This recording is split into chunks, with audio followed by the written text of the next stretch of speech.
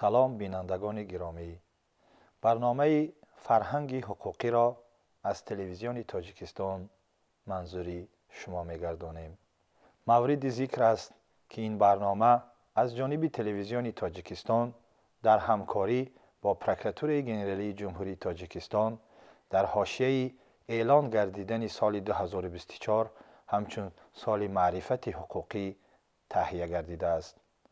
در برنامه فرهنگ حقوقی با مقصد بلند برداشتن معرفت حقوقی شهروندان، رعایت با شعورانه معیارهای قانون، احترام حقوقهای همدیگر، حفظ اساسهای ساختار کنستیتوسیونی، تحکیم ترتیبات و آداب و اخلاق جمعیتی و به مناسبت 30 سالگرد قبول کنستیتوسیون جمهوری تاجیکستان معیارهای این سند عالی سیاسی حقوقی شرح داده می شوند. در نشر نوبتی برنامه مذکور معیارهای ماده 28 کنستیتوسیون جمهوری تاجیکستان را شرح و توضیح می دهیم. طبق طلبات ماده 28 کنستیتوسیون جمهوری تاجیکستان شهروندان حقوق به متحد شدن را دارند. هر یک شهروند حقوق دارد در حزب‌های سیاسی، اتفاق‌های کسبه و دیگر اتحادیه‌های جمعیتی اشتراک نموده اختیاراً با آنها داخل و از آنها خارج گردد. حزب‌های سیاسی در اساس گوناگون‌اندیشی سیاسی برای تشکل و افاده اراده خلق مساعدت کرده در حیات سیاسی اشتراک می‌نماید. ساختار و فعالیت آنها باید به معیارهای دموکراتی موافق باشند. یعنی ماده تفسیر شونده به شهروندان حقوق داده است که یک جایه اتفاقهای کسبه، حزب‌های سیاسی و اتحادیه جمعیتی و مانند آنها را تأسیس داده به آنها داخل و یا از آنها خارج شوند. زیرا در تاجیکستان حیات جمعیتی در اساس رویه‌های گوناگون سیاسی و مفکوره‌روی انکشاف می‌یابد. طلبات حتمی تشکیل اتحادیه‌های جمعیتی، حزب‌های سیاسی و اتفاقهای کسبه در آن است که باید اختیاراً صورت گیرد. حقوق‌های ذکر گردیده به رسیدن به سن سال معین عملی می‌گردد. مثلا طبق طلبات ماده 17 قانون جمهوری تاجیکستان درباره اتحادیه‌های جمعیتی، شخصان به سن 14 رسیده حقوق دارند اعضا و اشتراکچی اتحادیه‌های جمعیتی جوانان باشند. یا اینکه در اساس طلبات ماده 5 قانون جمهوری تاجیکستان درباره حزب‌های سیاسی، شهروندان به سن 18 سالگی رسیده حقوق دارند اعضای حزب گردند.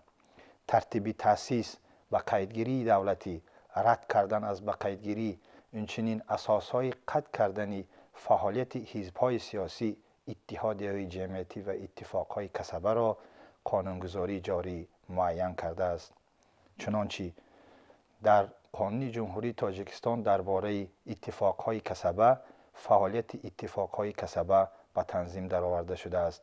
به همین مانند طلبات قانون جمهوری تاجیکستان درباره اتحادیه دینی و قانون جمهوری تاجیکستان درباره حزب‌های سیاسی متناسباً اتحادیه دینی و حزب‌های سیاسی را به تنظیم درآورده است. کنستیتوسیون جمهوری تاجیکستان در ماده تفسیر شونده به شهروندان حقوق داده است که آزادانه اتفاق کسبه، حزب‌های سیاسی و اتحادیه جمعیتی را تأسیس دهند. در برابر این قانونگذاری جاری در حالت‌های علاهیده برای شهروندان در عملی گرداندن حقوق به متحد شدن بعضی محدودیت‌ها نیز پیش بینی کرده است. مثلا در قانون جمهوری تاجیکستان درباره حزب‌های سیاسی مقرر گردیده است که سودیه‌ها، کارمندان مقامات‌های پروکراتور، امنیت، کارهای داخلی، انداز گمرک، عدلیه و واحدهای حربی، اینچنین شخصان خارجی و شخصان بی‌شهروند نمی‌توانند اعضای حزب شوند. گذشته از این، آزاد بودن اتفاق کسبه، حزب‌های سیاسی و اتحادیه جمعیتی معنای آن را ندارد که برخلاف طلبات قانونگذاری باشد. زیرا در برابر آزادی گوناگون‌اندیشی سیاسی در جمهوری تاجیکستان قانونگذار معین نموده است که تأسیس و فعالیت آنها که به حقوق و منفعت‌های قانونی شهروندان و منفعت‌های قانوناً حفظ شونده دولت و جمعیت سوی قصد می‌کند و یا ضرر می‌رساند منع می‌باشد. همچنین تأسیس و فعالیت حزب‌های سیاسی و اتحادیه‌های جمعیتی که مقصدشان به فعالیت افراطی و تروریستی و یا اینکه برای زوراً سرنگون کردن ساخت کنستیتوسیونی روانه شده است و اینچنین نزاع دینی، نژادی، ملی و محلگرایی را ترغیب و تشویق می‌نماید منع می‌باشد. حیات طی 30 سال موجودیت کنستیتوسیون ما ثابت نمود که این حجت عالی سیاسی حقوقی در بنیاد جامعه دموکراتی حقوق بنیاد رشد اجتماعی اقتصادی تشکل فرهنگ سیاسی حقوقی شهروندان نقش اساسی بازید.